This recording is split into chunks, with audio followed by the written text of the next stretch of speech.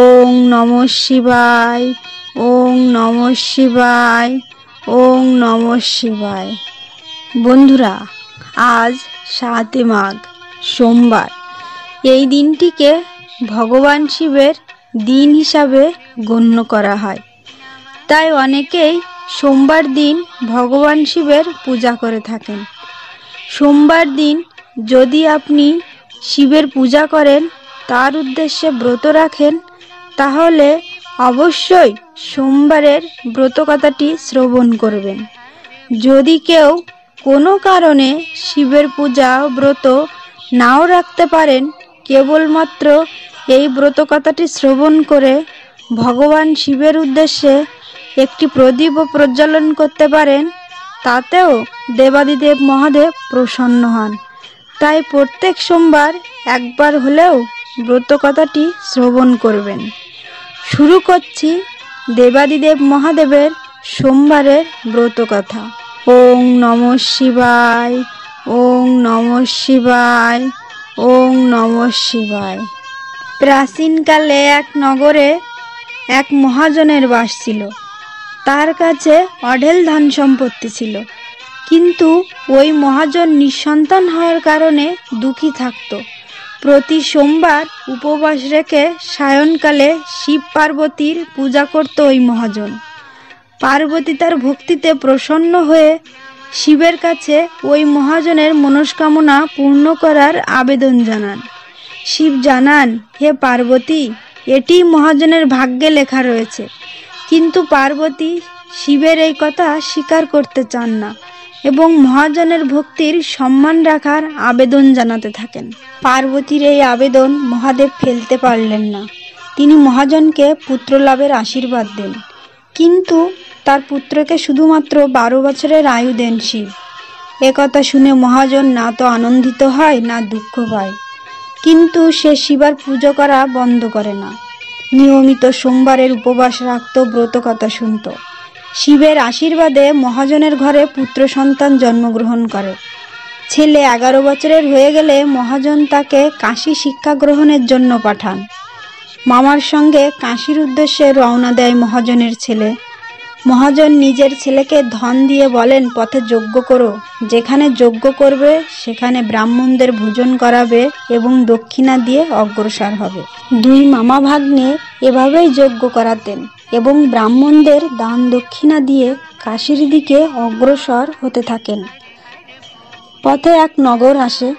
সেদিন সেখানে রাজকন্যার বিবাহ হচ্ছিল, কিন্তু যে যুবরাজের সঙ্গে রাজকন্যার বিবাহ ছিল সেই পাত্র ছিল কানা। যুবরাজের বাবা নিজের ছেলের এই প্রতিবন্ধকতার কথা লুকিয়ে যাওয়ার জন্য একটি ফন্দি আঁটেন। মহাজনের ছেলেকে দেখে তিনি মনে মনে ঠিক করেন, এই ছেলেকেই বর সাজিয়ে রাজকন্যার সঙ্গে বিবাহ করিয়ে দিই। বিবাহের পর মহাজনের ছেলেকে অর্থ করিয়ে দিয়ে বিদায় করে দেব এবং রাজকুমারীকে নিজের রাজ্যে নিয়ে যাব। এরপর মহাজনের ছেলেকে পাত্রের বস্ত্র পরিয়ে বিয়ের আসনে বসিয়ে দেওয়া হয়। কিন্তু মহাজনের ছেলে ন্যায়পরায়ণ ছিল, এটি সে মেনে নিতে পারেনি। সুযোগ বুঝে মহাজনের ছেলে রাজকুমারীর আঁচলে লিখে দিয়ে দেয় যে, তোমার বিবাহ আমার সঙ্গে হয়েছে, কিন্তু যে যুবরাজের সঙ্গে তোমাকে পাঠানো হবে সে এক চোখ কানা। আমি কাশী পড়তে যাচ্ছি। এই বিষয়টি জানার পর রাজকুমারী নিজের মা বাবাকে সম্পর্কে জানায়। রাজা নিজের কন্যাকে বিদায় করেন না, বরযাত্রী ফিরে যায়। অন্যদিকে মহাজনের ছেলে ও তার মামা কাশী পৌঁছে সেখানে যজ্ঞ করান। যেদিন ছেলের বয়স 12 বছর হয় সেদিন যজ্ঞ রাখা হয়েছিল।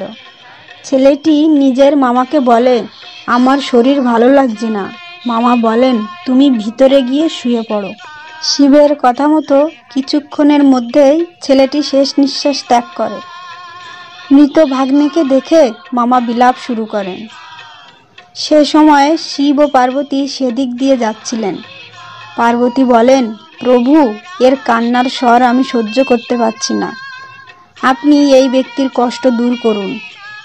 পার্বতীর এই আবেদন শিব মৃত বালককে জীবিত হওয়ার আশীর্বাদ দেন। শিবের আশীর্বাদে সেই বালক জীবিত হয়ে যায়। শিক্ষা সমাপ্ত করে সে নিজের নগরের উদ্দেশ্যে রওনা হয়। পথে পুনরায় সেই নগরে পৌঁছয় যেখানে রাজকন্যার সঙ্গে ছেলেটির বিয়ে হয়েছিল। সেই নগরেও যজ্ঞের আয়োজন করে তারা। ছেলেটির শ্বশুর তাকে চিনে যায়, তার আপ্যায়ন করে নিজের মেয়েকে তার সঙ্গে বিদায় জানায়। এদিকে মহাজন ও তার স্ত্রী অভুক্ত অবস্থায় ছেলের প্রতীক্ষায় বসে থাকেন। প্রতিজ্ঞা করেছিলেন যে ছেলের মৃত্যুর সংবাদ পেলে তারাও প্রাণত্যাগ করবেন। কিন্তু ছেলের জীবিত হওয়ার সংবাদ পেয়ে অত্যন্ত আনন্দিত হয়ে পড়েন। সেই রাতে মহাজনের স্বপ্নে এসে শিব বলেন, হে শ্রেষ্ঠী, আমি তোর সোমবারের উপবাস ও ব্রত পালনে সন্তুষ্ট হয়ে ছেলেকে দীর্ঘায়ুর আশীর্বাদ প্রদান করেছি। যে ব্যক্তি সোমবারের উপবাস করে এবং এই ব্রত কথা শুনে তার সমস্ত দুঃখ দূর হয় এবং সমস্ত মনস্কামনা পূর্ণ হয়। বন্ধুরা, যে ব্যক্তি সোমবার দিন ব্রত করেন তার মনস্কামনা পূর্ণ হয়। তাই বন্ধুরা প্রত্যেক সোমবার চেষ্টা করবেন ভগবান শিব ও পার্বতীর পূজা করতে। ভিডিওটা যদি আপনাদের ভালো লেগে থাকে তাহলে লাইক শেয়ার করবেন এবং অবশ্যই সাবস্ক্রাইব করতে ভুলবেন না। ঈশ্বর আপনাদের মঙ্গল করুক।